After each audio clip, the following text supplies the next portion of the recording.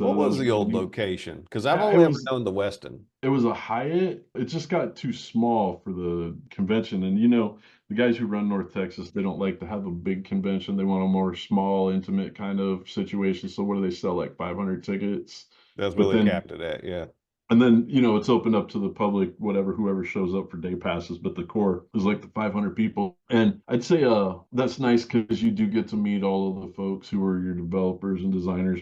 And I would say also that the players that you encounter at North Texas, probably even more so than Gary Kahn, not necessarily Gamehole Con, but every one of them's a pro player. I mean, everybody who's there has been playing for their entire life. There's all of the children and the young people there were brought there oftentimes as kids, and now they're creating and developing their own stuff for their peer groups. Pretty wild. It's always been a very friendly, very open place, despite all of the whatever you read internet stuff and all of that griping and complaining you hear there, this, that, and the other thing. Bottom line, that game convention is all about games. It's all about people who love games, and it's all about playing the games and having fun. And that's what Doug Ray wanted when he invented it, and much respect for that man. He did a lot of great things for this community for He sure. So made he a was hell of a nice. con. Yes, he And did. you talk about the quality of players that you can find. Just one little play Mhm. test that I was in for Chris Holmes. He's got a board game that was a heck of a lot of fun. So you got Chris Holmes, son of John Eric Holmes. And then you got at the table one of the DMs that I most respect there as one of the regular players.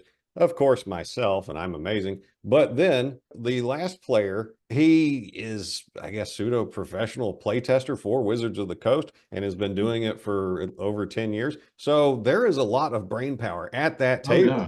Oh And yeah. Chris was looking for different ways of doing it. And he had a great audience to get that feedback from. Yeah. And he Oh was yeah. loving it. And we had a great time. So you ain't kidding at all. If Yeah. anybody's interested in game design, get your butt to Right. North Texas. And I always make sure I've got kind of a reputation as a killer DM, and it is what it is. But the bottom line is I let people do whatever they want. I mean, if they challenge me on a rule or whatever, unless I'm pretty sure, like 99.9% sure I'm right, I'm like, hey man, it's your game. I don't mind. I'm just here to see what happens. We had a guy, he's like, that's not how that works. I'm like, okay, man, we'll do it your way. It's not a big deal. If I take a pause to think about it, it's not because I'm angry, it's because I'm thinking what's the next step going to be. Because I was running a play test this year for the one I wrote for a pulp comic, which is Power of All Seeing Eyes, and that one's going to be wild. It's kind of like how did I describe it? It's kind of like a Tomb of Horrors. I don't really want to say that because it's more of the Tomb of the Invisible All-Seeing Eye kind of deal. So there's a supernatural gangster who runs these gangs in the Forbidden North. He runs most of the real sleazy parts of the major city setting, and it's an optional adventure for at some point the characters are gonna get sick of his nonsense when they're high enough level and track him down to his lair. And so you're facing like an ultimate crime boss, kind of a Jabba the Hutt villain in his own lair. So that's a challenge to even get to the lair in the first place. I thought they were going to TPK themselves before we even got into the tower, but then, players being smart and we're playing old school essentials, which, the rules are different. And I'm from the old school, so I don't mind massive character casualties if that's the kind of game we're playing. If you don't mind massive character casualties and that's the kind of game we're playing, because I got more character sheets, we'll just hand you something else. I'm going to keep you in the game.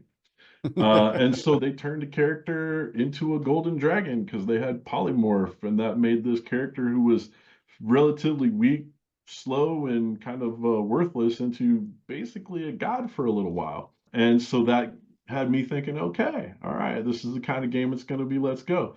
It didn't save his life one bit because, if you're playing old school rules, you also have bouncing lightning bolts. And if they got to make that save 3 times, it's going to be harder each time to make it. So, oopsie Yeah. daisy. But Well, see, my experience with you from those two games wasn't that you were a killer DM, but the opportunity for us to get ourselves TPK'd, oh it yeah, was right there. If we it's wanted always it, we there. just had to reach out and touch it. You'd be like, "Here you go," and and then point and laugh. No, it was awesome. Very Yeah. your at the atmosphere that you generate in your descriptions and in just your delivery of certain lines of text or a little bit of dialogue. It was very effective. but I believe you talked to that in an interview you did with Matt Finch. So I won't go too much further down that, but people check that out. It was a great interview.